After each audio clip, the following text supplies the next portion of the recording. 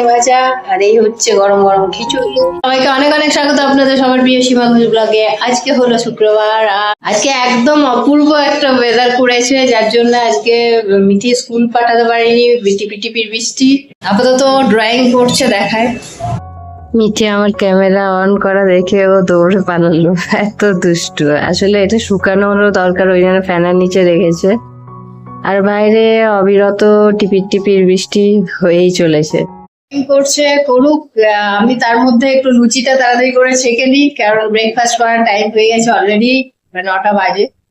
তো ও স্কুলে tiffin box নিয়ে বলছে বসবো, তো আমি সাথে আর একটু কিছু ভাজাভুজি করে নিই, কারণ অনেকখানি আটাটা মেখে রেখেছিল। তো লুচিগুলো কমপ্লিট হলো, তাহলে একসাথে মা মেয়ে ব্রেকফাস্ট করে নিতে পারবো। গরম হতে দিয়েছি, আর এখানে করছি লুচি। অনেকেই বলে সর্ষের তেলের লুচি, সর্ষের তেলের একটা উগ্র গন্ধ থাকে, এই থাকে। আরে বাবা, যখন রিফাইন্ড তেল ছিল না তখন সবাই খেত কিভাবে? সেই দিনটার কথা চিন্তা করে কেউ যদি চেঞ্জ করবো বলে, তাহলে ইজি চেঞ্জ করতে পারবে নিজের হ্যাবিটটাকে।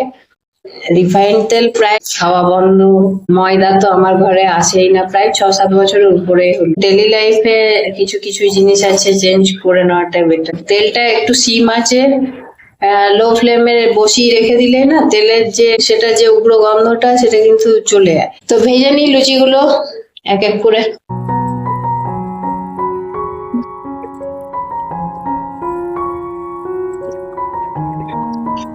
তো এই হচ্ছে লুচি রেডি, এই হচ্ছে পারফেক্ট ঘুগনি।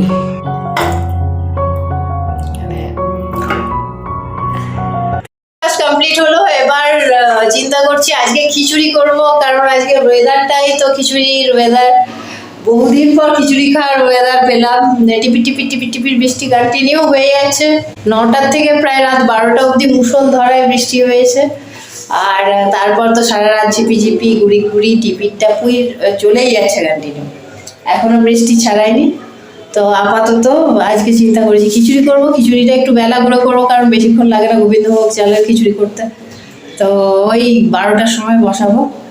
আর আজকে আর একটা ব্যবস্থা করতে হবে, সেটা হচ্ছে যে আমি মানডেতে আনারস নিয়ে এসেছিলাম, তো সেটা এখন পেকে গেছে।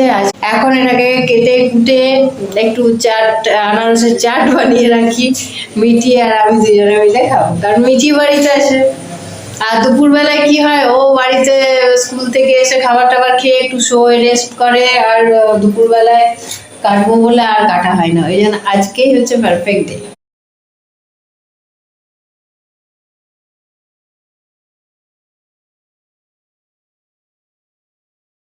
সব থেকে এগুলোই বিরক্ত লাগে, বড় চপার না হলে না, এই চাকুতে কাটতে বড় বিরক্তি লাগে।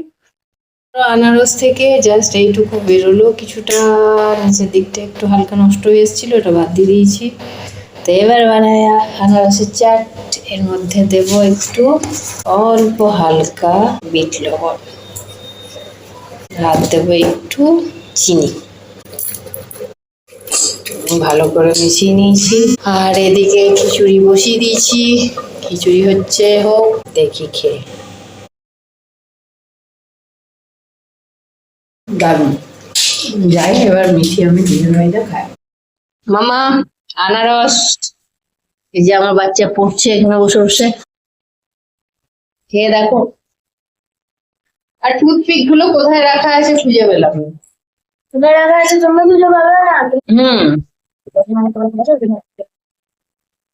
দিয়ে রেখেছে দেখুন। খোসাটা দিয়ে এবার বটি পরিষ্কার করছি, সাবধানের সাথে করলে না একদম বটি সুন্দর পরিষ্কার হয়ে যায়। বহুদিন বটি ইউজ করিনি, তো আজকে আনারস কেটেছিলাম, ভাবলাম যে পরিষ্কার করে নিই। আনারসের যে অ্যাসিডিক একটা নেচার আছে, সেটাতে না বটিতে এই যে কত যা থাকে সব বেরিয়ে যায়, যত নোংরা আছে সব বেরিয়ে যায়। চাকু ছুরিতে সব কাজ করা অভ্যেস হয়ে যাচ্ছে, বটিটা এখন ইউজ কম হয়, জন্য বটিটাকে একটু পরিষ্কার, এই যে কত নোংরা মানে মুছে ধরে যায়, সেগুলো ঠিক হয়ে যায়। আর এটার পিছন সাইডটা দিয়েও কিন্তু সুন্দর হয়, মানে স্ক্রাবারের মতন কাজ করে, স্কচ ব্রাইটের থেকে ভালো কাজ হয় দেখবেন। একবার করে। কতখানি পরিষ্কার হয়েছে দেখুন, মানে মূর্ছে পড়েছিল সব উঠে গেছে, বোঝা যাচ্ছে। আরো ঘষতে হবে। আমি জাস্ট একবার ঘষে ধুইয়ে দেখিয়ে দিলাম, এটা বহুদিন ইউজ হয়নি, এটা এবার সুন্দরভাবে পরিষ্কার হয়েছে।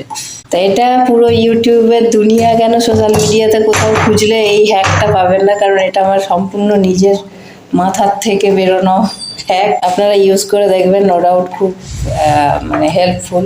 হয়ে গেছে, এখন করছি কুমড়ো দিয়ে কুমড়ুনি, মানে বেগুনির মতো। এই যে বসিয়েছি, যেমন বেগুনি ফ্রাই হয় সেরকমই কুমড়ুনি। এরপর মিঠির ডিমের অমলেট হবে। অনেক কিছু কাজ হলো।